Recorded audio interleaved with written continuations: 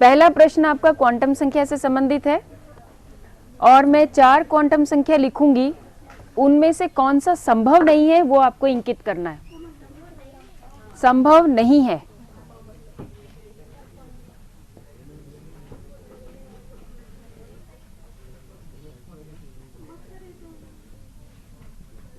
ठीक है। और ये है आपका N, L, M और MS, या S भी लिखेंगे तो भी चलेगा। इससे बड़ा तो लिखने की जरूरत नहीं, दिख रहा है।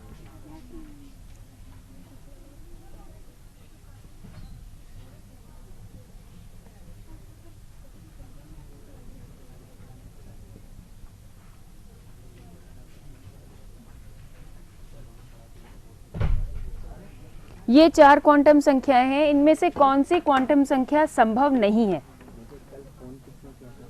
इसको एक बार लिख के, और n के साथ हमें कैसे करना चाहिए वो मैं आपको टिप बता चुकी हूँ, तो उसको थोड़ा फोकस करके करना। बहुत सिंपल सा क्वेश्चन है और ट्रिकी है हल्का सा, बस आपको पकड़ना है उसको। बहुत सरल प्रश्न है ये, इसको लगाओ। तब तक मैं एक और लिखती हूँ। नहीं मैम, फोर्थ नहीं, थोड़ा सोच के बताना। अब तो थर्ड भी बोल दोगे फिर। सेकंड कंफर्म है, कितने लोग कहते हैं सेकंड कंफर्म है? 1 इन द क्लास। क्या नाम है बेटा तुम्हारा? संजय, गुड। और कौन कहता है फोर्थ कंफर्म है? सेकंड में तुम्हारा क्या नाम है? गिरिराज और संजय। गिरिराज और संजय के अलावा पूरी क्लास ना कहती है सेकंड को। तुम्हारा क्या नाम है जिसने अभी कहा लास्ट में? सूर्य नारायण। चलो, 3 लोग कहते हैं कि सेकंड वाला पॉसिबल नहीं है। क्यों नहीं है भाई बेटा? क्या नाम था? शंकर? संजय। अल्टप्पा नहीं बोलना है, फोकस करके बताना कि क्यों तुमने कहा कि नहीं है संभव। हाँ बताओ। m का मान कितना सरल है ये।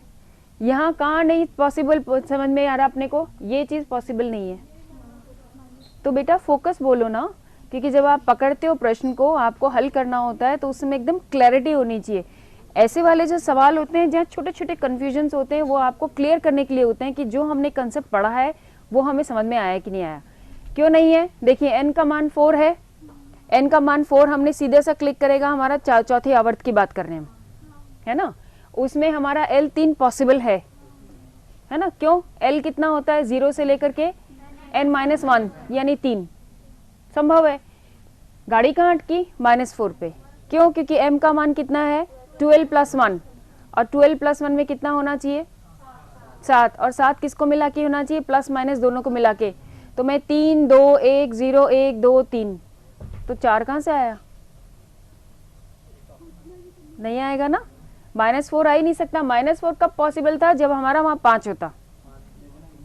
तो एक छोटा सा फंडामेंटल है कि हमारे n से 1 डिग्री कम, 1 वैल्यू कम होती है l की हाईएस्ट। ठीक है, तो जब हमें ऐसे प्रश्न आते हैं, और एक इसमें इंपॉर्टेंट चीज है, जब हम कंपटीशन एग्जाम देते हैं तो हम थोड़ा सा पैनिक होते हैं, पल्पिटेशन बढ़ जाती है। एक तो एग्जाम के नाम से, ऊपर से कंपटीशन, और फिर बराबर वाले से कॉम्पीट करना है, तो बिल्कुल पसीना छूटता है। हम लाइनों को पढ़ते भी नहीं है। तो जब लाइन में ये दिखा है कि संभव नहीं है, और आप कोशिश करेंगे संभव पढ़ने की, नहीं पढ़ना भूल जाते हैं कई बार, आंख से एकदम स्किप हो जाता है, और ये नॉर्मल प्रोसीजर है, ह्यूमन एरर है ये। ऐसे प्रश्नों को पंक्तिबद्ध पंक्ति एक बार प्रॉपर पढ़ लें, ताकि आप पिन पॉइंट समझ सके कि क्या जानना चाह रहे हैं। ये बहुत ही इंपॉर्टेंट टिप है। हम कंसंट्रेट नहीं करते हैं, हमारे दिमाग में बैठा हुआ है कि 4 दिया हुआ है, इनमें से कौन से संभव है, ये पूछा जाएगा, और फिर हम नहीं स्किप कर देते हैं। उस केस में हम इसमें गोल गोल घूमते रहेंगे कि भाई सारे तो हो रहे हैं, सारे तो हो रहे हैं, और फिर दोबारा जब बाद में प्रश्न पढ़ते हैं तो लिखा था कि नहीं पूछ रहे हैं। तो कई बार तो कुछ एग्जाम्स में तो नहीं को बड़ा बड़ा लिख देते हैं, जैसे इंग्लिश में लिखा हो तो कैपिटल नॉट लिख देते हैं, और कुछ एग्जाम में इसको सिंपल लिख देते हैं। तो आपको एग्जाम में, और यही चीज़ आपके मैथ्स में भी, हालांकि सर ने बताई होगी, मैथमेटिक्स में भी होता है, आपके 4-5 पंक्तियों में एक सवाल दिया हुआ होता है, और ये हमारे फिजिकल केमिस्ट्री में भी होता है कि 4-5 पंक्तियों में सवाल दिया है, और उस सवाल में कुछ भी नहीं होता, 2-3 आपके गिवन वैल्यू होती है और एक आपको अननोन निकालनी होती है, आपको चीज़ पकड़नी है। तो ये प्रैक्टिस से होता है, जितना प्रैक्टिस करेंगे उतना निकलेंगे।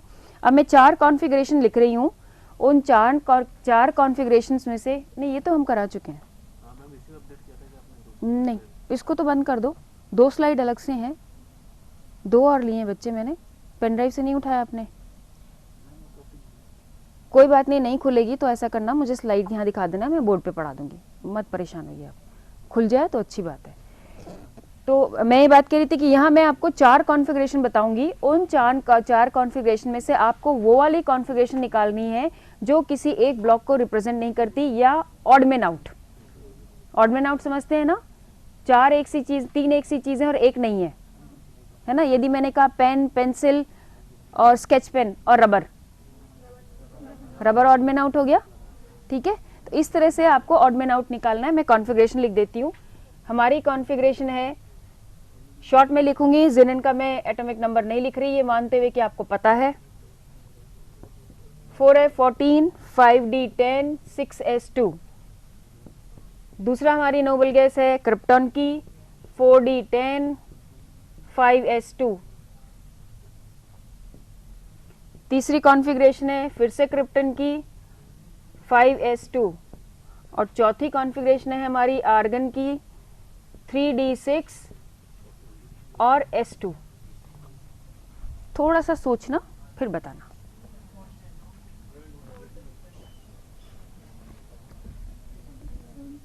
तुरंत जंप मत करो, एग्जाम का, कॉम्पिटिटिव एग्जाम का बहुत फंडामेंटल चीजें हैं ये, तुरंत जंप नहीं करो, गौर से पढ़ो एक बार।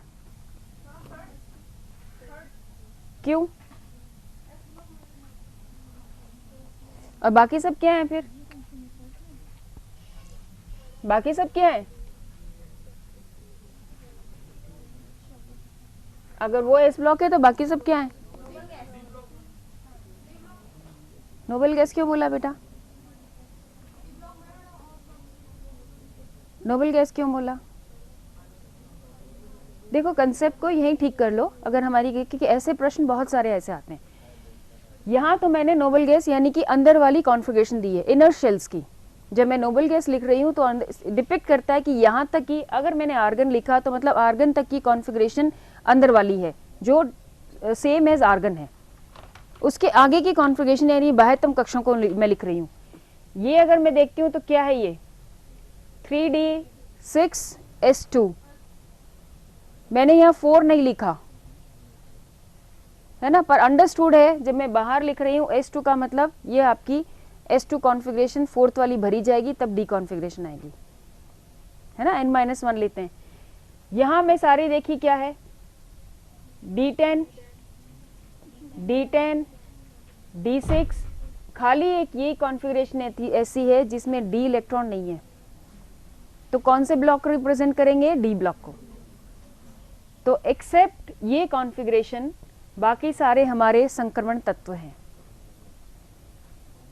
ठीक है। तो ऐसे कॉन्फ़िगरेशन से अपन ने कैसे क्लिक किया कि भाई हाँ, मुझे मालूम है कि डी संक्रमण तत्वों की परिभाषा कहती है कि या तो भरने की प्रोसेस में हो, एक्सेप्ट जिंक वाला ब्लॉक, भरने की प्रोसेस को ही हम डी संक्रमण तत्वों की श्रेणी में डालते हैं।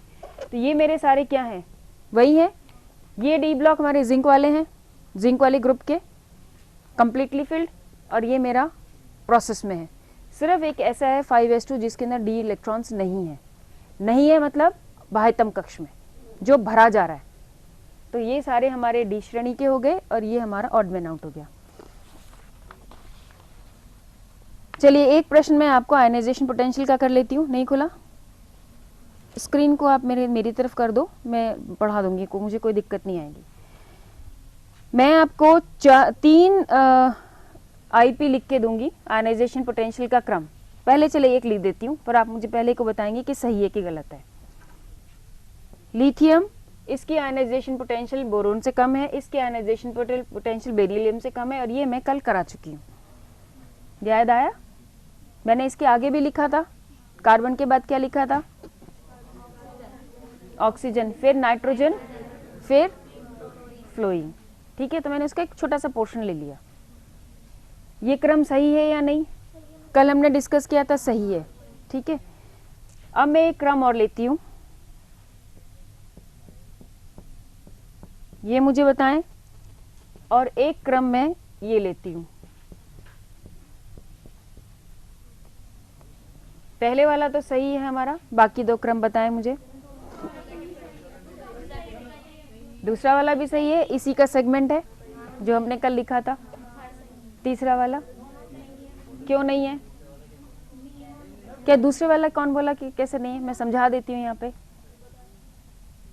नहीं, डाउट है तो बेटा क्लास में क्लियर कर लेना चाहिए कि ये क्लास इसी के लिए होती है। अगर किसी को कंफ्यूजन है, आपको कंफ्यूजन है बच्चे, देखो ऑक्सीजन, हम अगर पीरियोडिक टेबल में इसका क्रम देखते हैं तो हमारा क्रम क्या आता है?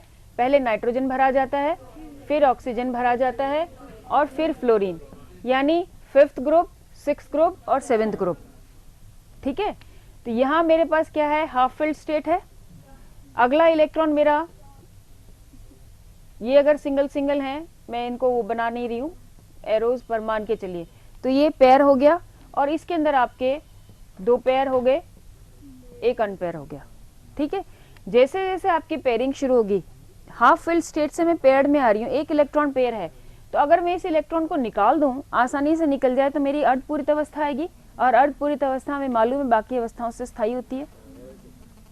एक इलेक्ट्रॉन आपका चौथा एक्स्ट्रा माना जा रहा है, वो निकलते ही आपको अर्धपूरित अवस्था मिल रही है इलेक्ट्रॉन की, और हमें मालूम है कि उसमें एक्सचेंज यानी विनिमय ऊर्जा भी अधिक होगी, उसकी कुलम्बिक फोर्स भी कम होगा, रिपल्सिव फोर्स कम होगा, एटसेट्रा एटसेट्रा। हमारे जो तीनों पॉइंट्स हैं वो लागू होते हैं। तो इसलिए यहाँ रिवर्स हो जाता है, नाइट्रोजन आपका इधर आ जाता है, ऑक्सीजन इधर आता है, ये आपकी सीक्वेंस होती है। क्लियर? इस केस के अंदर मैंने सीधे सीधे नोबल गैस को बीच में डाल दिया, गलत होना ही है, क्योंकि वो ऑक्टेट कंप्लीट है, जिसका पूर्ण रूप से कक्षक भरा होगा डेफिनेटली वो तो स्थायी होना ही होना है। ठीक है, तो जब हम सीक्वेंस पढ़ते हैं तो कॉन्फ़िगरेशन और उसकी पोजीशन ये थोड़ा सा अपने दिमाग में रखिएगा। ये 2 मैं आपको करा चुकी हूँ। चलिए, ये प्रश्न तो अब आपके हो गए। OF2 में कल आपको समझाई चुकी थी। जैसे आयनाइजेशन पोटेंशियल के ऊपर ये वैल्यू दी हुई है, वैसे आयनाइजेशन इलेक्ट्रॉन बंधुता पे भी होती है, इलेक्ट्रॉन नेगेटिविटी पे भी होती है। ठीक है, कुछ प्रश्न मैं स्लाइड्स पे लाई थी पर नहीं खुल रहे हैं, तो मैं अब नेक्स्ट टाइम ले लूँगी उनको। तो ऐसे प्रश्नों को आप पीरियोडिक टेबल में उस एलिमेंट के इस तत्व की पोजीशन देखो, इलेक्ट्रॉनिक विन्यास देखो, और उसके बाद कौन से पीरियड में है। अगर वो एक ही पीरियड के हैं तब तो बहुत ही सरल है, खाली इसके इलेक्ट्रॉनिक विन्यास पे फोकस करिए। अगर वो 2 पीरियड में से मिक्स करके दिए हैं, फॉर एग्जाम्पल मैंने उसमें दे दिया कि नाइट्रोजन और नाइट्रोजन के बाद में फॉस्फोरस, फॉस्फोरस के बाद में ऑक्सीजन, मिक्स करके दे दिया, तो आपको ध्यान रखना है कि आवर्त कौन सा है और वर्ग कौन सा है और इलेक्ट्रॉनिक विन्यास क्या है। और फिर एक चीज़ और ध्यान रखनी है कि हमको इलेक्ट्रोनेगेटिविटी के साथ भी वो मैच हो रहा है कि नहीं हो रहा है। ठीक है, तो जो छोटी छोटी हमने प्रॉपर्टीज़ पढ़ी हैं, जो अपन एक तरह से रिवाइज की हैं क्लास में, वो सारी चीज़ आपको लागू करके फिर क्रम आपको देखना होगा। ठीक है, तो ये प्रश्नों का इसलिए लिया था। अब अपन बात करते हैं केमिकल बॉन्डिंग की। और केमिकल बॉन्डिंग की मैं पूरी इस बार नहीं पढ़ाऊंगी, खाली आपको आइडिया बताऊंगी कि केमिकल बॉन्डिंग किस किस चीज़ पे आधारित रहते हैं, क्योंकि हमने पीरियोडिक ट्रेंड पे पीरियोडिक टेबल में सारे ट्रेंड देख लिए है ना। ट्रेंड देखने में हमने क्या देखा? आयनाइजेशन पोटेंशियल, और आयनाइजेशन पोटेंशियल क्या है? ऊर्जा लगती है किसको? इलेक्ट्रॉन निकालने को, बाह्यतम इलेक्ट्रॉन को निकालने को। तो ऊर्जा क्यों लग रही है? यानी वो जो इलेक्ट्रॉन है वो कहीं दिया जाएगा, किसको दिया जाएगा? जिसको ज़रूरत है। और जो सबसे कॉमन एग्जाम्पल अपने दिमाग में पहले क्लिक करता है वो हमारा होता है NaCl। हम जब सबसे पहले बॉन्डिंग की बात करते हैं या पढ़ते हैं, क्यों? क्योंकि हमें मालूम है सोडियम 11 है, और 11 को अगर हम देखेंगे तो 1s2, 2s2, 2p6, 3s1, यहाँ तक 10 हो गए। मैंने इसको लिख दिया नियॉन 3s1। नियॉन लिखते ही ये क्लिक हो गया कि इसका ऑक्टेट कंप्लीट है, यानी ये हम यहाँ वाली साइड खत्म करके और सीधे नेक्स्ट वाले आवर्त में शुरू हो गए। और जैसे आवर्त में शुरू हुए पहला इलेक्ट्रॉन आया। अब ये इलेक्ट्रॉन बड़े आसानी से दिया जा सकता है, क्योंकि वही हम जो पढ़ चुके हैं अब तक, 3 दिन से रिवाइज कर रहे हैं कि न्यूक्लियर फोर्स ऑफ अट्रैक्शन उस वाले इलेक्ट्रॉन पे कमजोर पड़ जाएगा क्योंकि दूरी बढ़ गई है, और वो इलेक्ट्रॉन आसानी से लिया जाएगा। आसानी से लिया जाएगा यानी कैटायनिक बनाने की, धनायन बनाने की प्रवृत्ति बढ़ेगी, या हम कह सकते हैं इसकी इलेक्ट्रॉन नेगेटिविटी कम है या इलेक्ट्रॉन पॉजिटिविटी अधिक है। क्लियर? तो ये जैसे ही देगा, यहाँ आपका एक प्लस चार्ज, ये जो इलेक्ट्रॉन आपका दे रहा है ये कहाँ जा सकता है? कहाँ कहाँ? हेलोजेंस में। क्यों? हेलोजेंस की अपनी क्या है इसकी? Np5। 5 को अगर मैं एनलार्ज करके देखूं, अभी जैसे फ्लोरीन का देखा था, तो सीधा रूप है यहाँ मेरे पास एक इलेक्ट्रॉन की कमी है। ये एक इलेक्ट्रॉन अगर मेरा सोडियम से आता है तो इसका तो अष्टक पूरा हो गया और इसका भी अष्टक पूरा हो गया। तो कोई चीज जब पूर्ण होती है देने या लेने से तो संभव ही है, मालूम है, स्थायी होगी। तो स्थायी अवस्था लाने में वो एक दूसरे को इलेक्ट्रॉन देते हैं, लेते हैं, देने वाले के पास पॉजिटिव चार्ज, लेने वाले के साथ नेगेटिव चार्ज, क्योंकि प्रोटॉन की संख्या से ज्यादा हो गया। तो प्रोटॉन प्लस चार्ज है, इलेक्ट्रॉन नेगेटिव चार्ज है। जैसे ही प्लस से नेगेटिव की मैथमेटिक्स बिगड़ी तो जो नंबर ज्यादा हुआ वो चार्ज लग गया। सिमिलरली सोडियम पे इलेक्ट्रॉन की संख्या कम हुई, प्रोटॉन की ज्यादा हुई तो प्लस चार्ज हो गया। ठीक है, और ये जो स्थायी अवस्था आई है ये देने लेने के बाद पृथक होने पे नहीं आई है। अब चूंकि वो पॉजिटिव चार्ज है तो क्या करेगा, वो इलेक्ट्रॉन को अपने पास भी रखेगा, तो ये एक बंद बनेगी। तो इलेक्ट्रॉन देने लेने में ionisation potential, electronegativity, ionisation, electron बंधुता, ये दोनों प्रक्रियाएं जब चली तो हमारे पास क्या आया, दोनों को मिला के एक अणु बना। तो इस तरह की प्रक्रिया जो होती है उसमें आयनिक बॉन्डिंग या आयनिक बॉन्डिंग की बात बाद में, केमिकल बॉन्डिंग की हम एक मोटे तौर पे कह सकते हैं। तो इसको जिन जिन सिद्धांतों के आधार पे है, पहले उन सिद्धांतों को थोड़ा सा देख लेते हैं। है ये हिस्टोरिकल पक्ष, यानी इतिहास की के कब से शुरू हुआ क्या हुआ, लेकिन कंपटीशन में इससे कई तरह के प्रश्न बनते हैं। आपसे ये पूछा जा सकता है कि 1916 में किसने सिद्धांत दिया, 4 नाम दिए होंगे, आपने नहीं पढ़ा ये सोचते हुए कि तो केमिस्ट्री नहीं है, छोड़ो, पर केमिस्ट्री बनाने वाला भी इंपॉर्टेंट है, तो उसको भी एक बार अपने को पढ़ना होगा, थोड़ा याद रखना होगा। तो सबसे पहले हमारा कॉसेल लुईस का सिद्धांत था, और कॉसेल लुईस के सिद्धांत आपका रासायनिक आबंध का इलेक्ट्रॉनिकी सिद्धांत पे आधारित था। जैसे कि हम लुईस कंसेप्ट पढ़ते हैं ना, लुईस स्ट्रक्चर, तो लुईस स्ट्रक्चर क्या कहता है, बाह्यतम इलेक्ट्रॉन के टोटल नंबर को डॉट्स के फॉर्म में डिपिक्ट करना, जो मैंने आपको परसों आपको बताया था जब हमने ये एक एग्जाम्पल लिया था या HCl का एग्जाम्पल लिया था। तो H को मैंने इलेक्ट्रॉन को डॉट से बताया था, क्लोरीन को मैंने दूसरे उससे बताया था, ताकि दोनों को हम फर्क कर सकें। और ये हमारी, इसका S2 कंप्लीट हो गया और इसका P6 कंप्लीट हो गया। ऐसा जो डिपिक्ट किया कि बाह्यतम कक्ष के इलेक्ट्रॉन को डिपिक्ट करना है, वो आपका कॉसेल लुईस का सिद्धांत था 1916 में। ठीक है, तो यहां से हम एक तरह से मान के चलते हैं कि इलेक्ट्रॉन को परमाणुओं में डिपिक्ट करके बॉन्डिंग के कंसेप्ट को समझाने की दिशा शुरू हुई। ये चीज आपको मालूम है ट्रांसफर और शेयरिंग का। ट्रांसफर मीन्स कंप्लीटली देना लेना, plus charge negative charge. Sharing का सीधा सा बात है कि कब शेयरिंग संभव है, अभी तो मैंने आपको बताया कैटायनिक प्रवृत्ति वाले और एनायनिक वाले, यानी इलेक्ट्रोनेगेटिविटी अधिक और कम वाले, इलेक्ट्रोपॉजिटिव वाले, इलेक्ट्रॉन नेगेटिव वाले। जब दो एक से समान वाले इलेक्ट्रॉन नेगेटिविटी होती है, विद्युत ऋणात्मकता जब एक सी हो तो क्या होगा, कमी तो है। जैसे कि हेलोजन को हम कैसे डिपिक्ट करते हैं, एक्स से, है ना, सारे हेलोजन्स को एक फंडामेंटल सिंबल बना रखा है एक्स, और उस एक्स में हमें मालूम है कि बाह्यतम कक्ष में इनका यही कॉन्फ़िगरेशन है। ठीक है, तो इसके हर हेलोजन के पास यही है। अगर मैं 2 हेलोजन को मिलाऊं, 2 हेलोजन का, जैसे Cl और Cl को, इन दोनों में सेम परमाणु है, विद्युत ऋणात्मक डिफरेंस 0 है, तो क्या करेगा, ये शेयर कर लेगा और Cl2 बनेगा। तो शेयरिंग करने से ये F2 बन जाएगा, शेयरिंग करने से इसका भी अष्टक पूरा, इसका भी अष्टक पूरा, और अपना काम हो गया, है ना, स्थायी अवस्था में यानी अणु बन गया। ये शेयरिंग और ट्रांसफर दोनों से संभव है। आगे चलिए, और कुल मिला के हमें जो बात पूरी करनी है वो है अष्टक यानी ऑक्टेट। और ऑक्टेट का नियम कहता है कि बाह्यतम कक्ष में जितने इलेक्ट्रॉन भरने चाहिए, जितने उनकी कैपेसिटी है, वो पूरी होनी चाहिए। S में, H वाले हाइड्रोजन में अगर मेरे पास 1s है तो S ऑर्बिटल की कितनी कैपेसिटी है, 2, तो उसमें 2 इलेक्ट्रॉन आते ही उसका अष्टक पूरा। हालांकि 8 नहीं हुए, अष्टक से हम 8 कहते हैं, 8 नहीं हुए, लेकिन 2 इलेक्ट्रॉन की कैपेसिटी और दोनों के दोनों भर गए, तो वो संतुष्ट हो गया कि हाँ मेरी कैपेसिटी पूरी और मैं अब स्थायी हूँ। तो अष्टक का नियम जो है वो एक इम्पॉर्टेंट चीज है।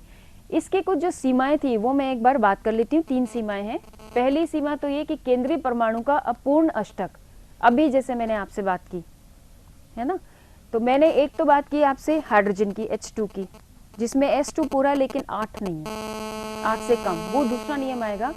केंद्रीय परमाणु के चारों ओर उपस्थित इलेक्ट्रॉन की संख्या 8 से कम। मैंने 3 उदाहरण लिए। एक तो आपका 2 परमाणु के साथ है लिथियम क्लोराइड, जैसा कि अंकित है।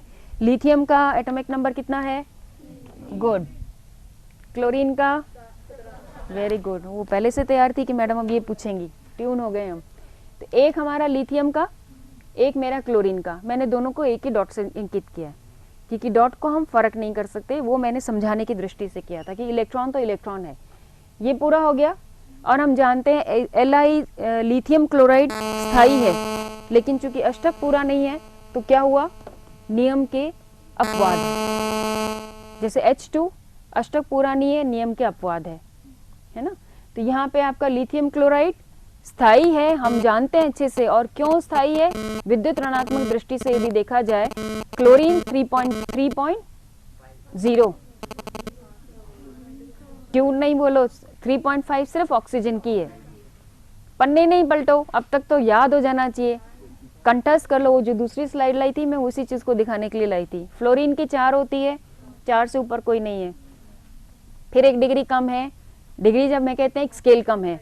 फिर हमारा 3 होता है, वो 3.5 है, वो हमारा ऑक्सीजन का है। फिर नाइट्रोजन और क्लोरीन 3.5 है, फिर 3 है। फिर कार्बन हमारा 2.5 है, हाइड्रोजन 2.1 है। और पिछली बार मैंने जब बात की थी तो ये चीज़ छोड़ दी थी आपसे बात करते करते, ये मानते हुए कि ऑर्गेनिक केमिस्ट्री वाले लोग करेंगे। कार्बन और हाइड्रोजन, जब मैं अभी स्केल की बात कर रही हूँ, इन दोनों को विद्युत ऋणात्मक की दृष्टि से देखते हैं तो उनको एक स्केल में मानते हैं, एक से स्केल में, यानी 2.5 और 2.1 को अधिक डिफरेंस नहीं मानते। और आपको पता होगा इसी वजह से कार्बन की कैटनेशन प्रवृत्ति बहुत स्ट्रांग है, श्रृंखलन प्रवृत्ति, जो हमारे पी ब्लॉक के एलिमेंट्स के तत्वों की एक तरह से उनका गुणधर्म भी है। तो कैटनेशन प्रॉपर्टी अगर हम पूछते हैं किसकी सबसे अधिक है, कार्बन की। और हम जानते हैं इसी वजह से कार्बन के लिए एक अलग से ही केमिस्ट्री खोल दी गई, ऑर्गेनिक केमिस्ट्री, है ना। तो ऑर्गेनिक केमिस्ट्री किसकी, क्या उसका मेन क्या है सूत्र, कि कैटनेशन प्रवृत्ति बहुत अधिक है। और कैटनेशन में भी आपने देखा होगा अल्केन, अल्कीन, अल्काइन, और किससे बने हुए हैं, कार्बन हाइड्रोजन।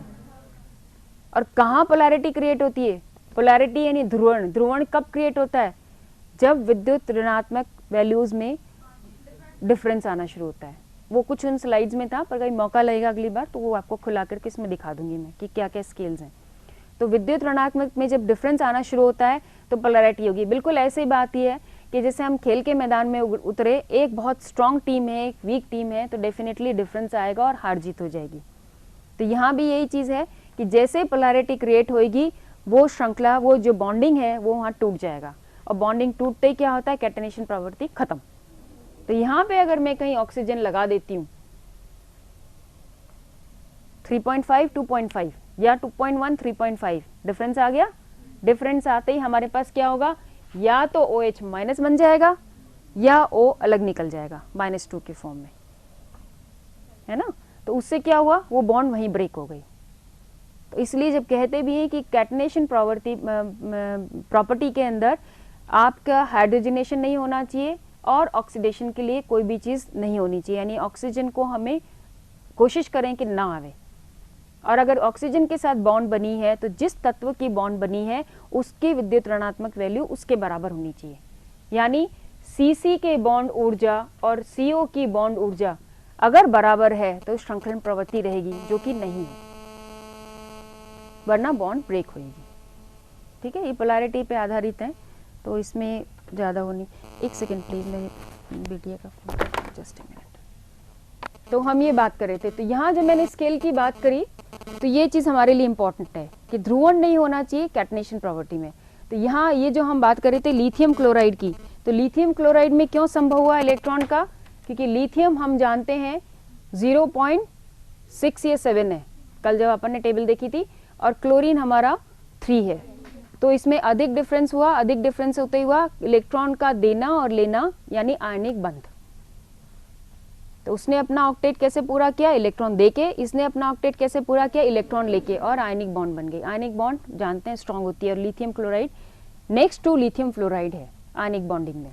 ठीक है, ये मैंने इसलिए लिया कि हमारे पास 3 परमाणु हैं, 3 परमाणु बनके जब अपना एक अणु बनता है तो टोटल संख्या इसमें गिनी है कितनी होगी, बेरिलियम की कितनी है, 4। तो क्या होगा कॉन्फ़िगरेशन 1s2 2s2। ठीक है, और दोनों तरफ क्या लगे हुए हैं, हाइड्रोजन। तो क्या करेंगे, ये बना के देखो फटाफट, मैं भी बोर्ड पे बनाती हूँ। बेरिलियम 1s2 2s2, इसको मैं छोड़ देती हूँ क्योंकि ये मेरा पूरा हो गया। कब पूरा हो गया? हीलियम पे। ठीक है, नोबल गैस में आ गए तो मैं इसको डिपिक्ट कर सकती हूँ हीलियम और छोड़ देती हूँ। बेरिलियम का ये मेरे पास है 2s में है ना, और इसमें क्या है? सेकेंड शेल में मुझे पता है इसके बाद p भी है, और वहां क्या है हमारे पास? हाइड्रोजन 1s1, एक इलेक्ट्रॉन है, और s फर्स्ट वाले में सिर्फ s के अलावा और कोई सब शेल नहीं है, उपकक्षक नहीं है। तो ये वाला इलेक्ट्रॉन जो आपका 2 है, ये क्या करेगा? एक इलेक्ट्रॉन यहाँ, एक इलेक्ट्रॉन यहाँ, और हाइड्रोजन का एक इलेक्ट्रॉन की कमी है। ये दोनों आपके एक एक इलेक्ट्रॉन 2 हाइड्रोजन के साथ जाएंगे और हमारे पास क्या बनेगा? BeH2। ठीक है, तो बेरिलियम को वैसे तो कोई जरूरत नहीं है क्योंकि इसके दोनों इलेक्ट्रॉन पेयर्ड हैं, s2 कंप्लीट है, लेकिन सब शेल है, p खाली है। जब खाली है तो उसके पास इलेक्ट्रॉन को स्प्रेड करने की, एक्साइट करके जाने की संभावना है, और हाइड्रोजन के पास एक इलेक्ट्रॉन की कमी है, तो डेफिनेटली वो क्या करेगा? उसको खींचेगा और उसके साथ शेयरिंग होकर इलेक्ट्रॉन बनेगा। पर कुल मिला के इलेक्ट्रॉन कितने हुए? 2 और 2 4, अष्टक तो पूरा नहीं हुआ, और हम जानते हैं बेरिलियम हाइड्रोक्साइड भी स्टेबल है ना, ये भी अपवाद हो गया। इसी तरह BCl3 बोरोन ट्राइक्लोराइड, इसमें हमारे 6 इलेक्ट्रॉन हैं। तो ऐसे कुछ अपवाद हैं, और भी इसके अतिरिक्त बहुत सारे एग्जाम्पल्स हैं। ऐसे कुछ अपवाद हैं जहाँ पे आपका अष्टक तो पूरा नहीं होता लेकिन वो स्थायी अणु बनते हैं। ठीक है, नेक्स्ट लीजिएगा। ये मैंने स्ट्रक्चर बना के दिखाया है 3 डायमेंशनल में, और जो आपसे बात कर रहे थे कि लिविज स्ट्रक्चर जब हम बनाते हैं तो हम बाहर वाले इलेक्ट्रॉन्स को, आउटरमोस्ट कक्ष के इलेक्ट्रॉन को डॉट से दिखाते हैं, है ना। तो ये तो बॉन्डिंग में आ गए, 1 2 3 4 5 6 हो गए, और ये आपके 6 ये हो गए, और 7वां हमारा ये बॉन्डिंग में आ गया, है ना। फ्लोरीन में आउटरमोस्ट में अपने कितने हैं? 2s2 2p 5 बच्चे फ्लोरीन की बात कर रहे हैं, है ना, फ्लोरीन की बात कर रहे हैं। ठीक है, बोरोन में हमें पता है 1 होता है, तो 1 और 2s2 3 इलेक्ट्रॉन, 3 स्प्रेड हो गए आपके p कक्षकों में, s p, तो p में कितने? 2 इलेक्ट्रॉन हो गए, एक s में इलेक्ट्रॉन, 3 इलेक्ट्रॉन हमें मिल गए, और फ्लोरीन को एक एक इलेक्ट्रॉन की कमी है, तीनों फ्लोरीन जुड़ जाएंगे और हमारा आराम से एक बॉन्डिंग बनेगा। पर कुल मिला के अष्टक अपने नहीं हुआ, 6 हुआ, यानी बॉन्डिंग वाले 3 बॉन्ड हैं। हर बॉन्ड में हमें पता है कि 2 इलेक्ट्रॉन की भागीदारी से एक बॉन्ड बनती है, 3 दूनी 6 इलेक्ट्रॉन्स हुए सर। ठीक है, पिछली बार क्लोरीन का एग्जाम्पल लिया था, ये मैंने दूसरा हाइड्रोजन फ्लोरीन का एग्जाम्पल ले लिया, कंसेप्ट बताने के लिए कि हमारे पास अभी भी 6 इलेक्ट्रॉन है, 2 इलेक्ट्रॉन की कमी है, और इन्हीं 2 इलेक्ट्रॉन की कमी की वजह से BF3 क्या कहलाता है? Lewis acid. पढ़ा है ना, लुईस एसिड, लुईस बेस, अम्ल और क्षार। तो क्या होता है उसका? इलेक्ट्रॉन अपनी तरफ अट्रैक्ट करने की क्षमता होती है, बहुत स्ट्रॉन्ग क्षमता होती है, और ये कब होगी? जब मैं आपको P ब्लॉक में समझाऊंगी। तो कुछ बोरोन की केमिस्ट्री अलग है, कुछ BF3 की केमिस्ट्री अलग है, तो वहाँ कैसे कैसे रिएक्ट करता है और इस पर किस तरह के क्वेश्चंस बन सकते हैं वो अपने को मालूम होना चाहिए। फिलहाल इतना है कि चूंकि इसमें इलेक्ट्रॉन अष्टक पूरा नहीं है, इलेक्ट्रॉन की कमी है, खाली कक्षक है, तो इलेक्ट्रॉन तुरंत ग्रहण कर सकता है, इसकी संभावना है। और ज़्यादातर इलेक्ट्रॉन कहाँ से लेता है? जब इसकी बॉन्डिंग बनती है कोऑर्डिनेट बॉन्ड, NH3 का लोन पेयर इसके पास स्विफ्टली चला जाता है। नेक्स्ट लीजिएगा। दूसरा हमारा जो अपवाद है वो है ऑड इलेक्ट्रॉन अणु। ऐसे अणु जिनमें टोटल इलेक्ट्रॉन की संख्या सम नहीं है, विषम है ना, इवन नहीं है, ऑड है। तो अगर मैं यहाँ कैलकुलेट काउंट करूँ तो देखिएगा कितने हैं? 2 2 4 2 6 और एक ये 7, और बॉन्डिंग में मेरे 2 2 4, सारे इलेक्ट्रॉन को मिलाएं तो मेरा ऑड संख्या आएगी, है ना। इसका ये रेजोनेटिंग स्ट्रक्चर आ गया, इसी में ये है, तो 11 संख्या और 17 संख्या, और दोनों ही हमारे ऑड हैं, लेकिन ये स्थायी कहलाते हैं। हालांकि इसमें डबल बॉन्ड और सिंगल बॉन्ड का मिला करके है, पर फिर भी ये स्थायी है, और स्थायी होने के कारण कई हैं, इसमें रेजोनेटिंग स्ट्रक्चर्स भी हैं, जितने इनको इलेक्ट्रॉन चाहिए थे उतनी इनकी संभावना भी है, बहुत सारे और फैक्टर्स भी हैं, इलेक्ट्रोनेगेटिविटी भी है। तीसरा लीजिएगा। तीसरा है आपका एक्सटेंडेड अष्टक, यानी 8 इलेक्ट्रॉन से अधिक होना और फिर भी स्थायी। हमें टोटल इलेक्ट्रॉन 8 चाहिए, तो 8 से कम वाला हमने देख लिया, जो स्थायी थे, फिर हमने ऑड इलेक्ट्रॉन्स को देख लिया, और तीसरा है जिसमें टोटल इलेक्ट्रॉन की संभावना हमारी अष्टक से भी अधिक है फिर भी स्थायी है। तो ये कुछ एग्जाम्पल आपके उसके पी ब्लॉक के हैं, PCl5, PF5, SF4, SF6, H2SO4, और कई उप सहसंयोजी यौगिक यानी कोऑर्डिनेट कंपाउंड की जब हम बात करते हैं, और वहां पे किसकी वजह से आते हैं, लोन पेयर्स की वजह से। लोन पेयर किसको कहते हैं, एकाकी युग्म किसको कहते हैं, हाँ जी,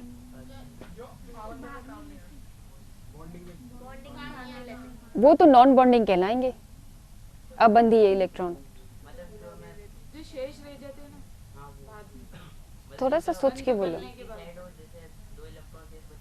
अगर आपको ये कॉपी में लिखना हो कि लोन पेयर को कैसे समझाएंगे, एकाकी युग्म को हम कैसे समझाएंगे, तो कैसे इसको परिभाषित करोगे अपने शब्दों में।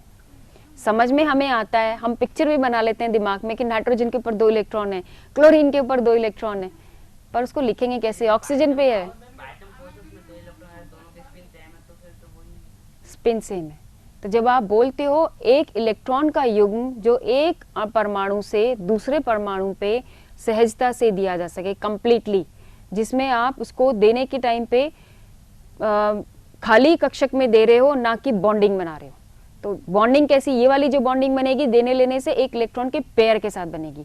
और अभी तक हमने क्या देखी, एक इलेक्ट्रॉन जा रहा है या एक इलेक्ट्रॉन शेयर कर रहा है, यही देखी ना। तो कुल बॉन्डिंग जब बनी तो 2 इलेक्ट्रॉन से बनी, और यहाँ बॉन्डिंग वाला इलेक्ट्रॉन कंप्लीटली एक ही परमाणु से आ रहा है। अब तक हमने क्या देखा, 2 परमाणुओं से मिलके या 2 से 3 से एक बॉन्ड के अंदर 2 परमाणु हुए इस्तेमाल और एक अणु बना। अभी तक जितने भी देखे, पहले वाला एक स्लाइड लगाएं प्लीज, इससे पहले लगाओ। जैसे इसमें है ये बंद बनी, तो इस परमाणु और इस परमाणु के मध्य हुई तभी तो बनी, और दोनों से एक एक इलेक्ट्रॉन आया हमारा, ठीक है, या तो शेयर हो रहा है या दिया जा रहा है कंप्लीटली, ठीक है। और लोन पेयर में क्या होता है, मान लीजिए ये जो पेयर ऑफ इलेक्ट्रॉन है ये एक परमाणु से दूसरे परमाणु की तरफ कंप्लीटली दिया जाए, यानी दूसरे वाले परमाणु के पास से कोई भी इलेक्ट्रॉन की शेयरिंग या देना नहीं हो, इसको हम कहते हैं लोन पेयर, इलेक्ट्रॉन का कंप्लीट पेयर, ठीक है। नेक्स्ट चलिएगा। तो यहाँ अपन बात कर रहे थे फास्फोरस के चारों तरफ अगर हम देखते हैं टोटल इलेक्ट्रॉन की संख्या 10 है, 8 से ज्यादा है, ऐसे ये 12 है और इसमें भी 12 है, ठीक है। तो ये आप एक बार स्ट्रक्चर बना के एक काउंट करके देख लो, ताकि आपको करके लिख के करना आ जाए। कोई भी एक बना लीजिए जो आपको लगे, SF6 बना लीजिए या PF5 बना लीजिए। मूल सूत्र ये है कि आपको टोटल इलेक्ट्रॉन की संख्या स्प्रेड करने आनी चाहिए। अगर हम PF5 ले रहे हैं या PCl ले रहे हैं, F या Cl मतलब हेलोजन, तो हेलोजन के बाहर वाले टोटल इलेक्ट्रॉन कितने हैं, 7। क्योंकि जब मैं बाह्यतम कक्ष की बात करूंगी तो मैं उप कक्षक की बात नहीं कर रही हूँ, कक्षक की बात कर रही हूँ, ठीक है। तो फास्फोरस हमारा किस में आता है, थर्ड शेल में, थर्ड में, फोर्थ में, थर्ड में।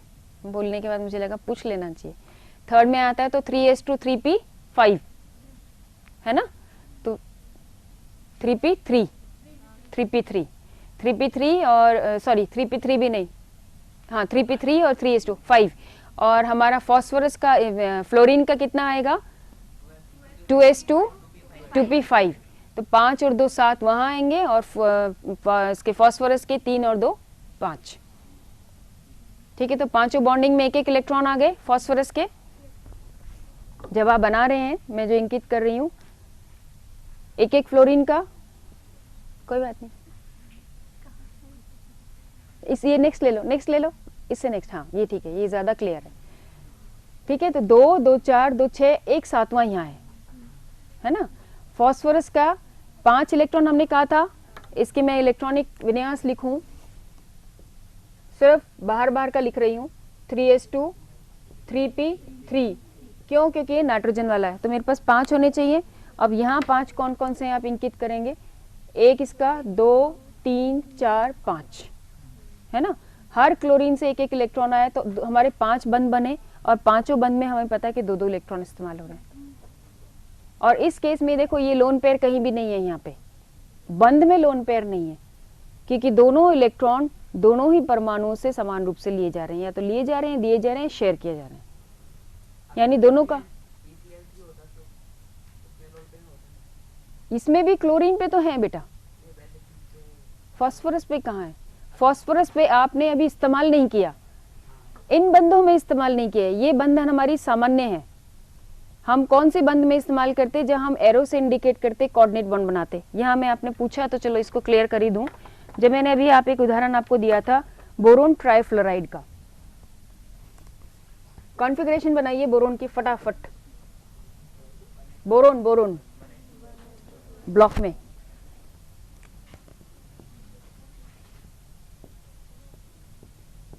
ये BF3 है, ये अगर फ्लोरीन का है, ये बोरोन का है, बोरोन का, बोरोन का, ये फ्लोरीन का। ठीक है, 6 इलेक्ट्रॉन ही है। क्या बोरोन में कोई कक्षक खाली है अभी?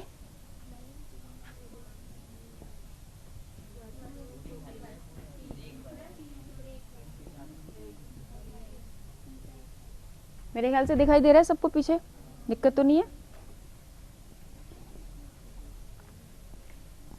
इसको मैं अगर दूसरे इंक से, ये फ्लोरीन, ये फ्लोरीन, ये फ्लोरीन, ये खाली है ना, और ये खाली है, तो इसके पास संभावना है 6 इलेक्ट्रॉन, तो वे अष्टक पूरा करने के लिए 2 इलेक्ट्रॉन की संभावना है। अब अगर मेरे पास NH3 है, नाइट्रोजन को देखिए क्या इसमें है खाली 2 electron extra. Configuration 1s2 2s2 2p3, p3 तो ये इस्तेमाल हो गए। ये क्या है? Lone pair, pair of electron. तो क्या करेगा नाइट्रोजन का? सीधे यहां आएगा। तो इसका तो क्या हुआ? लेने वाले बोरोन के पास तो खाली कक्षक, इसका कोई इलेक्ट्रॉन इस्तेमाल नहीं हुआ है, और देने वाले का इलेक्ट्रॉन का पेयर ऐसा कैसा दिया गया बॉन्डिंग बनाने के लिए। ये डायरेक्शनल दिशा वाली बॉन्ड होती है, जिसको हम उपसहसंयोजक कोऑर्डिनेट बॉन्ड कहते हैं। तो वो आपका बाद में आएंगे चैप्टर, पर सिर्फ समझाने की दृष्टि से। तो जब मैं यहाँ इसके साथ जोड़ूंगी तो मैं यहाँ ऐसे कहूंगी, इसको लिखूंगी। अब इसके पूरे हो जाएंगे 2 2 4 2 6 और 2 8, अष्टक पूरा। समझ गए? तो ये फर्क है लोन पेयर में और सामान्यतः इलेक्ट्रॉन जो बंध के लिए काम में आते हैं।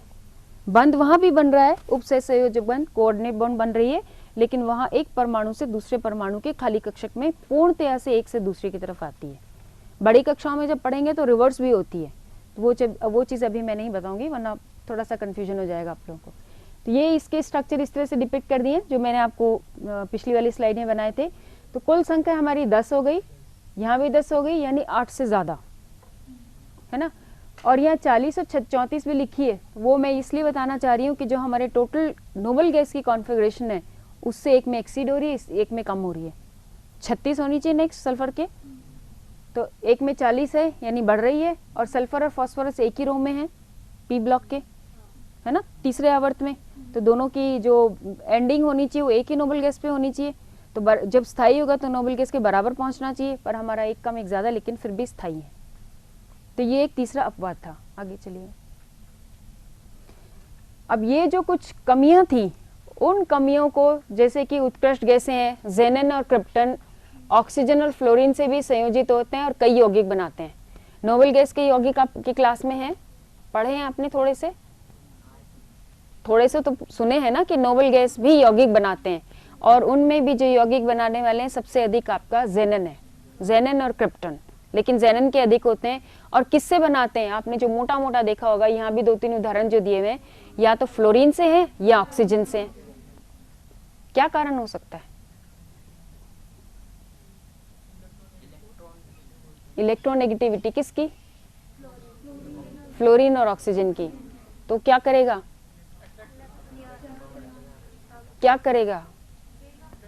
हम नॉर्मली क्या कहते हैं, नोबल गैसेस के कंपाउंड नहीं बन सकते। क्यों भाई? अष्टक पूर्ण होता है। अष्टक पूर्ण होता है यानी इस इलेक्ट्रॉन का जो प्रचक्रण है वो एक दूसरे के विपरीत है और स्थायी है। तो किसी स्थायी अवस्था को हिलाने के लिए हमको एक्स्ट्रा एनर्जी लगानी पड़ेगी। एक्स्ट्रा एनर्जी कहाँ से? अगर कोई परमाणु के पास ही इतनी क्षमता हो कि वो इलेक्ट्रॉन को खींच के अलग कर ले तो वो यौगिक बना सकता है, और वो क्षमता फ्लोरीन में है। इसीलिए कहते भी फ्लोरीनेशन बहुत आसान होता है, क्योंकि फ्लोरीन बहुत रिएक्टिव है। क्यों रिएक्टिव है? क्योंकि हाईली इलेक्ट्रोनेगेटिव है, डेंस चार्ज पार्टिकल है। पार्टिकल मतलब परमाणु से बात है यहाँ, है ना। तो फ्लोरीन और ऑक्सीजन ऐसे हैं, फ्लोरीन सबसे पहले, फिर ऑक्सीजन, जो आसानी से, उतना आसानी से नहीं, 900 में किलो जूल में किस इसकी इनकी एनर्जी आती है, पर कंपैरेटिवली जहां हम बात करते हैं अक्रिय गैसों के कोई यौगिक नहीं बनते, जेनन का साइज बड़ा है। अगर हम ऊपर से नीचे चलें तो नियन, पहले सबसे पहले हीलियम, नियन, आर्गन, क्रिप्टन, जेनन। तो जेनन की जब हम बात करते हैं तो हम कहाँ पे पहुंचे, कौन से आवर्त में पहुंचे हैं? 5th में, मतलब याद हो गई है पीरियोडिक टेबल, गुड। तो 5th में पहुंचे, यानी हम नाभि से 5वें शेल पे आ गए। तो आकार तो बड़ा हो गया, बड़ा होने से क्या हुआ, भले ही अष्टक पूरा हो, इलेक्ट्रॉन से उसकी पकड़ तो, प्रोटॉन से पकड़ तो कम हो गई, नाभिकीय आकर्षण बल उतना स्ट्रांग नहीं रहा। तो इलेक्ट्रॉन जो पेयर्ड है उनको अनपेयर करने में कंपैरेटिवली हम कोशिश कर सकते हैं। तो फ्लोरीन की प्रेजेंस में कोशिश पूरी होती है और वहाँ पे इलेक्ट्रॉन आपके अनपेयर होकर उनके साथ बॉन्डिंग बनाते हैं। हालांकि जब हायर क्लास में जाएंगे तो ये कंसेप्ट गलत सिद्ध होता है और फिर मॉलिक्यूलर ऑर्बिटल थ्योरी के बेसिस पे, आणविक कक्षक सिद्धांत के बेस पे इसको समझाया जाता है। तो वो भी हम आपके आणविक कक्षक सिद्धांत पे जब आएंगे तो उसको समझाएंगे। फिलहाल सिर्फ इतना सा है कि जो लुईस का कंसेप्ट था, लुईस कौशल का अष्टक नियम वाला, उसके अंदर ये चीजें वो समझा नहीं पाया। कि उसका कहना था कि अष्टक पूरा होना ही सबसे बड़ी बात है बंध बनाने के लिए। तो 3 तो अपवाद हो गए, अष्टक से कम वाला, विषम वाला और अधिक वाला, तीनों ऐसे एग्जाम्पल्स थे, कई सारे एग्जाम्पल जो कि यौगिक बहुत स्थायी थे। फिर नोबल गैस अक्रिय गैस कहते हैं और उनके भी कोई यौगिक बनते हैं, तो उनके तो अष्टक पूरे हैं, फिर भी क्यों बनते हैं, ये नहीं समझा पाया। फिर वो आकृति स्पष्ट नहीं कर पाया। क्यों नहीं कर पाया आकृति स्पष्ट? क्योंकि उसने सिर्फ आउटर मोस्ट इलेक्ट्रॉन्स को लिए थे, बाह्यतम कक्षकों के इलेक्ट्रॉन को उसने काउंट किया, उसके हिसाब से अंदर वाले कक्षकों का कोई लेना देना नहीं है ना। तो ये वो क्लियर नहीं कर पाया। फिर तीसरा पॉइंट ये था कि अणु की ऊर्जा यानी सापेक्ष स्थायित्व के बारे में वो चुप रहा। तो ऐसे पॉइंट्स उस समय इतने इंपॉर्टेंट थे कि इसमें नए इन्वेंशन करने जरूरी थे। और फिर हमको जो नई चीज मिली, नेक्स्ट स्लाइड लीजिएगा, वो आई आणविक आयनिक बॉन्डिंग के समझाने की दृष्टि से। तो यहाँ हमारे पास आया धनायन ऋणायन। मैं कुछ उदाहरण दूंगी जिससे आपके इसमें समझाएंगे। और सबसे इंपॉर्टेंट चीज इसमें आएगी जालक ऊर्जा। क्या होती है जालक ऊर्जा? ये नेगेटिव में होती है, पॉजिटिव में होती है?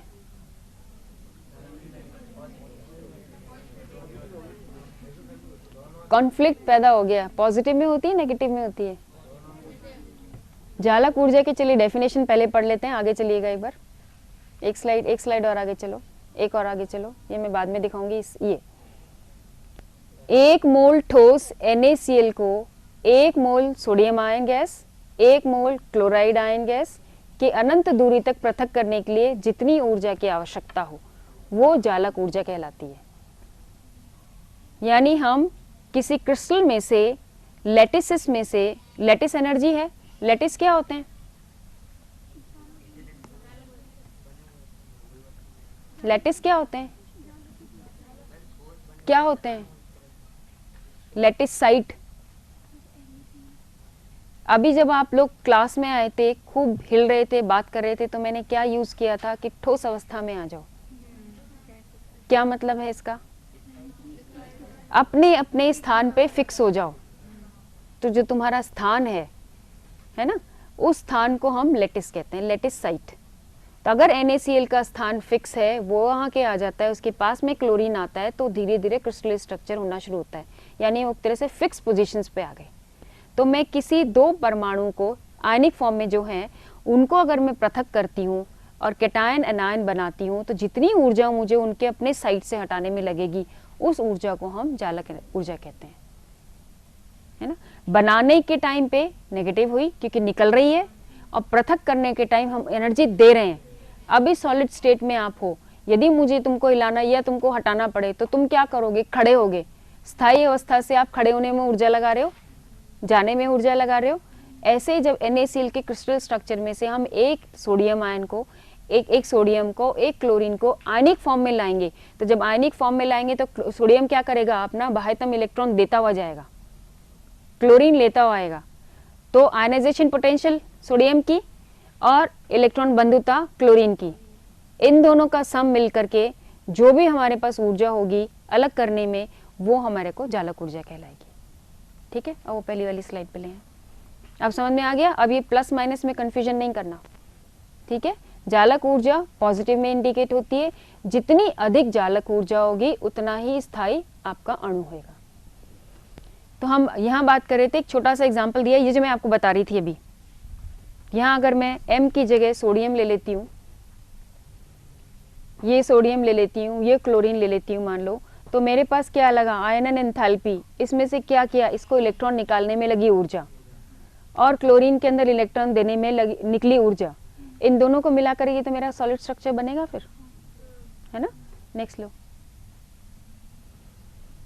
ये जो अपन ने अब तक पीरियोडिक टेबल में बात की थी, अधिकतर जितने आपके अधातु हैं जिनकी इलेक्ट्रोनेगेटिविटी अधिक होती है और जितने आपके कैटायनिक प्रवृत्ति वाले हैं, यानी जिनकी विद्युत ऋणात्मकता कम होती है या मैं कहूँ पॉजिटिविटी अधिक होती है, उन दोनों को मिलाकर के ही आयनिक बॉन्ड बनते हैं या आयनिक यौगिक बनते हैं। जो मैंने एक उदाहरण आपको लिया था कि अगर ट्रेंड देखते हैं तो डायगोनली हमारा सीजियम और फ्लोरीन होना चाहिए थियोरेटिकली, पर वो आकार बड़ा होने से वो नहीं होता और हमारे पास क्या आता है, लिथियम और फ्लोरीन, हाई इलेक्ट्रॉन डेंसिटी दोनों की तरफ, एक में पॉजिटिविटी एक में नेगेटिविटी। ठीक है, कुछ एग्जाम्पल हैं एक्सेप्शन के, उसमें एक अमोनियम आयन जो कि 2 अधात्विक तत्वों से बना है ना। ये कई बार आपको ऐसा क्वेश्चन आता है कि कोई ऐसे 3-4 आपको एग्जाम्पल दे दिए, क्योंकि हम मान के चलते हैं धात्विक और अधात्विक तत्वों से मिलकर के आयनिक बॉन्ड बना या आयनिक यौगिक बना, और हमारे पास अमोनियम आयन के अंदर NH4+ में हमारे पास क्या है, दोनों ही अधात्विक हैं और स्ट्रॉन्ग स्टेबल हैं और आयनिक हैं, है ना। तो ये एग्जाम्पल आपको निकालना आना चाहिए। नेक्स्ट ले लो, ये हमें सब मालूम है इसलिए इतना क्लियर करने की जरूरत नहीं है। सोडियम आयन का क्रिस्टल मैंने बताया है, वही जो आपको लेटिस की बात कर रहे थे कि इसको अगर मैं क्लोरीन आयन बड़े साइज को लेती हूँ, क्यों, ये अनायन है, सोडियम का छोटा साइज क्योंकि ये कैटायन है, और कैटायन का साइज एनायन से हमेशा छोटा ही होता है, खुद के परमाणु से भी और वैसे भी। तो ये जो हम स्ट्रक्चर देते हैं, तो ये जो साइट्स हैं फिक्स साइट के, सोडियम की यहाँ होगी तो surrounded by chlorine, surrounded by sodium, surrounded by chlorine, in sites को हम लैटिस साइट्स कहते हैं। और जब रेगुलर पैटर्न हो साइट्स का, परमाणुओं का उन साइट्स पे, तो डेफिनेटली हमारे पास एक रेगुलर क्रिस्टल स्ट्रक्चर मिलती है, चाहे वो BCCO, FCCO, वो हमारे जो अलग तरह के संरचनाएं हैं। तो यहाँ एक पैकिंग स्ट्रक्चर आपको दिखाया है, और इन सब में क्योंकि एक धनायन और ऋणायन है तो क्या होना चाहिए, कूलम्बिक फोर्स ऑफ अट्रैक्शन, है ना। 2 अलग तरह के चार्ज एक दूसरे को अट्रैक्ट करेंगे, सिंपल सा phenomena, coulomb force of attraction होगा। नेक्स्ट लीजिएगा, ये चीज मैं आपको बता चुकी हूँ कि जालक ऊर्जा में के बनने में उत्पन्न मुक्त ऊर्जा जो होती है वो हमारे लिए इंपॉर्टेंट है। एक एग्जाम्पल आपको लिया है, सोडियम सॉलिड से मैंने सोडियम आयन बनाया। ठीक है, आयन जब बनाया तो उसमें से एक इलेक्ट्रॉन निकलेगा, मुझे क्या लगाना पड़ेगा, IP, है ना, आयनन विभव। ये इतनी ऊर्जा मुझे लगानी पड़ेगी, 495, 96 राउंड कर लीजिए। क्लोरीन के अंदर मैंने एक इलेक्ट्रॉन दिया, तो क्लोरीन ऑलरेडी स्टेबल था, Cl0 है, जीरो स्टेट यानी न्यूट्रल गैस स्टेट, जो हमने बात की थी डेफिनेशन के टाइम पे। उसमें एक इलेक्ट्रॉन डालूंगी तो उसकी क्या होनी चाहिए, इलेक्ट्रॉन लब्धि, कितनी ऊर्जा इस इलेक्ट्रॉन लेने के बाद वो निकालता है, माइनस में आ गया, है ना, -349 अप्रोक्सीमेटली। इन दोनों का मान घटा करके मैं लेती हूँ तो मेरे पास सरप्लस एनर्जी कितनी हुई, 147। 147 कितनी है, पॉजिटिव में है। इसका मतलब ये प्रोसेस जो हम कर रहे हैं ये पॉसिबल है। कई बार आपके ऐसे एग्जाम में पूछे जाते हैं प्रश्न, कुछ वैल्यूज को देकर के, कुछ रिएक्शन को देकर, क्या ये संभव है।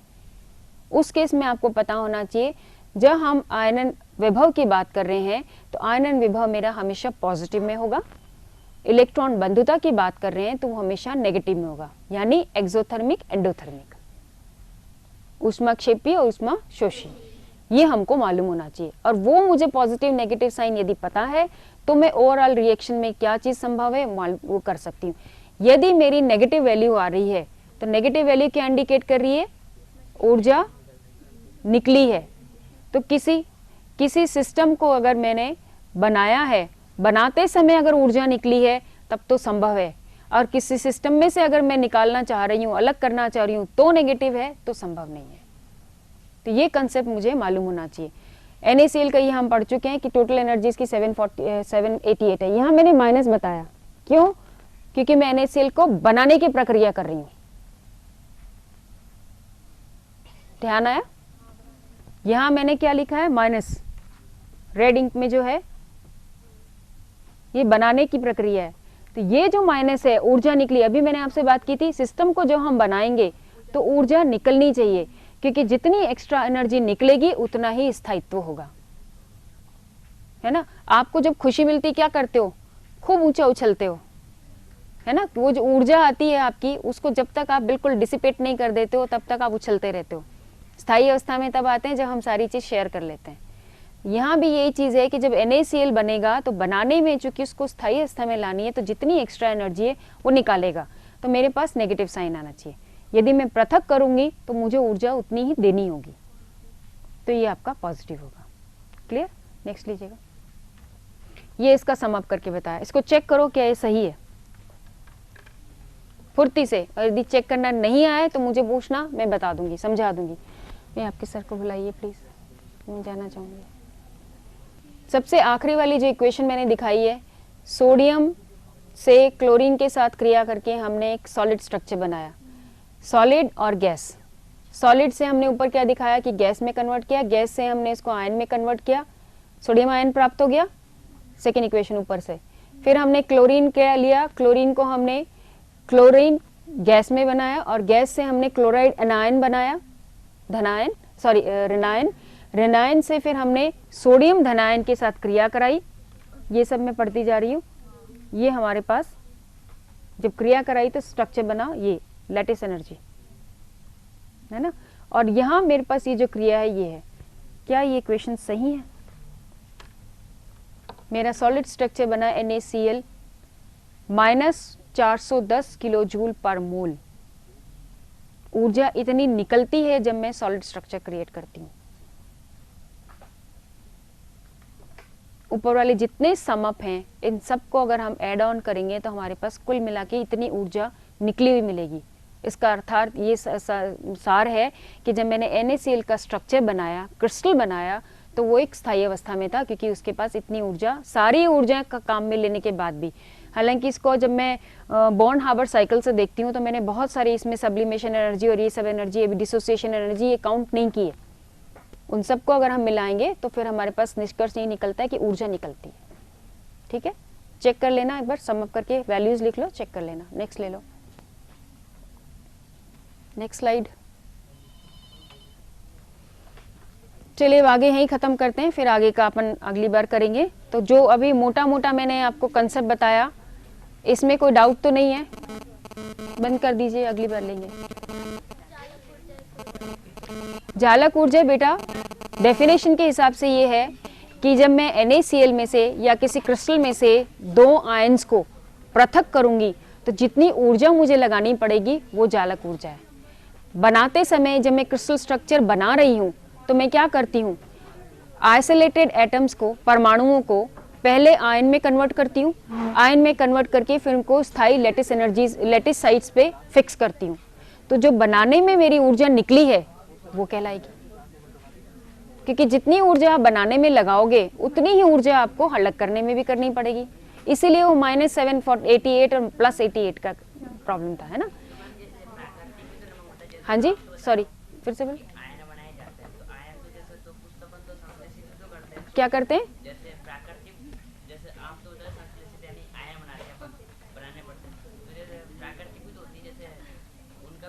प्राकृतिक कैसे होते हैं, मुझे एक उदाहरण दो। कैसे बनेगा बेटा? क्रिया तो वही होगी। तो वो जो अपने आप बेटा हो रहा है ना, वो क्यों हो रहा है? कंसेप्ट समझो, क्यों हो रहा है? कहीं से नहीं, सुनो तो सही। विद्युत ऋणात्मकता कैसे अलग है? ये जो प्रक्रियाएं मैंने समझाई हैं, चारों पांचों रिएक्शन, ये स्वतः वाली प्रक्रियाएं हैं। मैं कोई एनर्जी दे नहीं रही हूं। सोडियम में से एक इलेक्ट्रॉन कब निकला? जब क्लोरीन पास में आया। तो अल्टीमेटली सोडियम गैस किस में कन्वर्ट हुआ? एनायन, कैटायन में। तो कैटायन में जब कन्वर्ट हुआ तो इलेक्ट्रॉन तो क्या करेगा, उसको कौन अट्रैक्ट कर रहा है, क्लोरीन।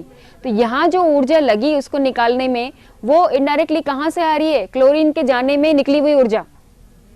तो ये एक दूसरे के साथ है। ये बिल्कुल वैसे ही है जब आप दोस्ती का हाथ बढ़ाते हो और अगर वो आपके दोस्ती का लेवल बराबर नहीं है तो बॉन्डिंग बन ही नहीं सकती, और यदि बराबर की IQ है तो आपकी स्ट्रॉन्ग बॉन्डिंग बनेगी। तो उसमें कौन ऊर्जा कर रहा है, कोई नहीं कर रहा, आपकी साइकोलॉजी कर रही है, आपके मेटाबॉलिज्म कर रहा है, आपका ह्यूमन नेचर कर रहा है। These are all energy patterns. तो यहाँ हम जब कहते हैं कि निकालने के लिए लगी ऊर्जा, इसका मतलब ये नहीं कि हम बाहर से दे रहे हैं, सिस्टम में से आ रहा है, प्रक्रिया जब चल रही है उसमें से आ रहा है। जब हम एक्स्ट्रा हीट कहीं से देते हैं तो हम कहते हैं डेल्टा लिख करके कि हीट इज गिवन, है ना, या कैटलिस्ट लगाते हैं तो एक्स्ट्रा एफर्ट इज गिवन। ठीक है, तो जो सांभर झील में नमक बनाने की प्रक्रिया होती है वो स्वतः इसीलिए होती है। ठीक है, बाकी एटमॉस्फेरिक